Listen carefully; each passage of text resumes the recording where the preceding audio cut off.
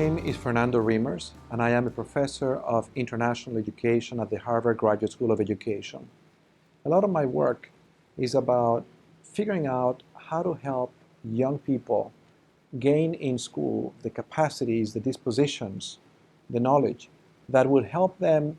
find a place for themselves in the world, discover who they are, and improve the world. And I call that work educating global citizens, because the world in which we all live is deeply intertwined with affairs that are local as well as global. And to prepare students to understand their world is helping them understand those connections, is helping them understand how their lives are influenced by affairs that are global, and also help them develop the capacity to influence affairs that are global. One of the best ways, I think, to do that is to have intentional curriculum, intentional learning experiences for our students to discover their place in the world, to develop a sense of agency, and to discover their own capacity to influence affairs that are global. With a group of graduate students some years ago, I developed a curriculum which is available for free on Kindle in Amazon to empower global citizens. And what we did with that curriculum is we spent some time thinking about the Universal Declaration of Human Rights, thinking about a compact of objectives to promote development and eliminate global poverty called the Millennium Development Goals, and a framework developed by the World Economic Forum called the Global Risk Assessment Framework.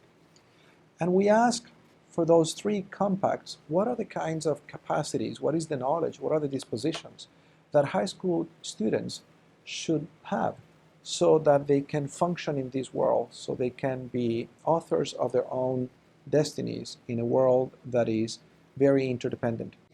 And so we produced a project-based curriculum from kindergarten to high school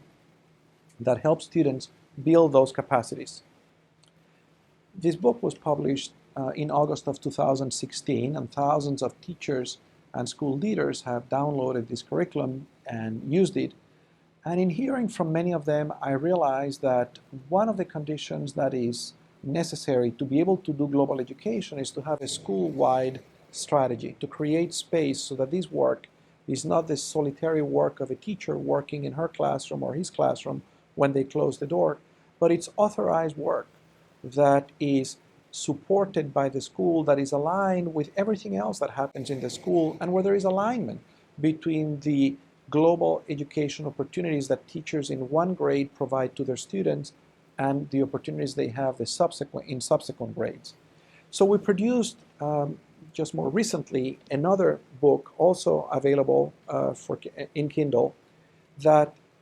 essentially includes, first of all, a 13-step protocol that can help a team of teachers and leaders in a school create space for global citizenship curriculum. And then we propose an approach to develop curriculum that is aligned with the Sustainable Development Goals, a compact of 17 goals that outline a very humane vision of what it would take to have peace in the world. And then we offer a prototype consisting of 5 lessons per grade from first grade to the end of high school, so that gradually students build the capacities to be global citizens. I think that once we have clear and intentional and high-quality curriculum consistently throughout the entire educational trajectories that students are going to experience, the next step is to provide teachers with communities in their schools and across schools where they can share their ideas, their reflections on their practice with colleagues, and learn from one another, so that we build the necessary support, the necessary ecosystem within a school and across schools, so that these works becomes increasingly better, increasingly of higher quality.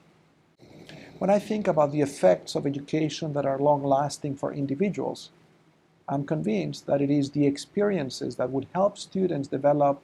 the capacity to do, the capacity to create, the capacity to imagine a sense for themselves and for the world, and to translate those imaginings into concrete actions that they can take. It is those experiences that will have the greatest transformative value for our students.